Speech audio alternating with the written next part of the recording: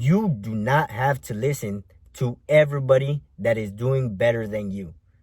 Because I think a lot of people have this issue where I've had it myself too, where you're getting all this different advice from all these different places, and then you try to analyze it and try to make sense of it, but then you get paralyzed by it. It's called analysis paralysis.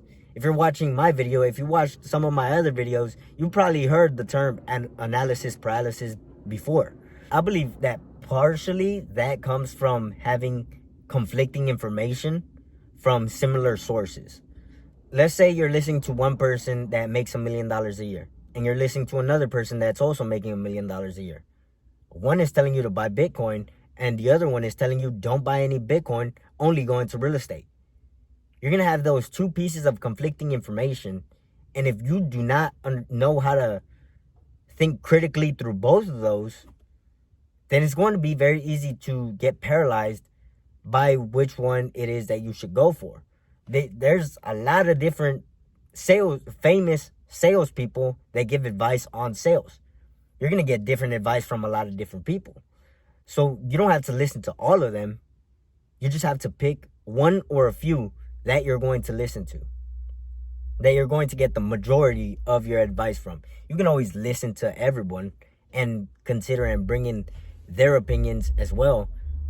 But that doesn't mean you have to treat everyone with the same consideration, period. Because everyone's going to have different opinions. Now, generally, a lot of opinions are going to be similar when it comes to reaching similar outcomes.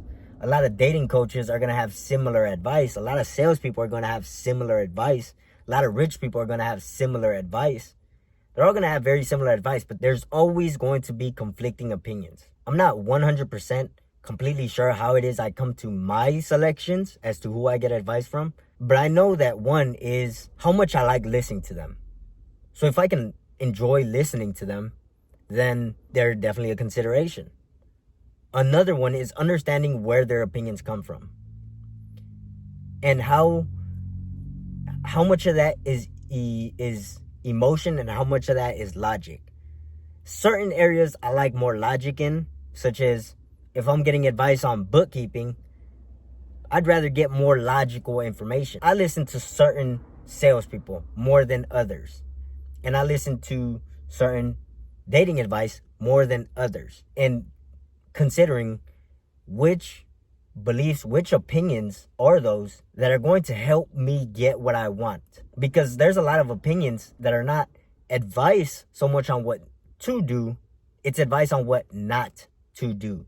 But if it leads to you not taking action, then you want to reconsider that opinion and the source of that opinion. I used to listen to a lot of red pill podcasts. I would never approach women. Once I started to listen to someone who said none of that shit matters, money doesn't matter, status doesn't matter, height doesn't matter. Once I started to listening to someone who was saying that, then I started to take more action. I listened to both of them, but one led me to taking more action than the other one did. So you also got to consider which is going to help you take more action. Now, those are the things that come to mind for me right now. I'm always learning, so as I learn more, I'm always going to share what it is that I learn on my YouTube over time. So yeah, if you like this video, let me know in the comments below so I can know to keep posting this type of content, and I'll see you in the next one.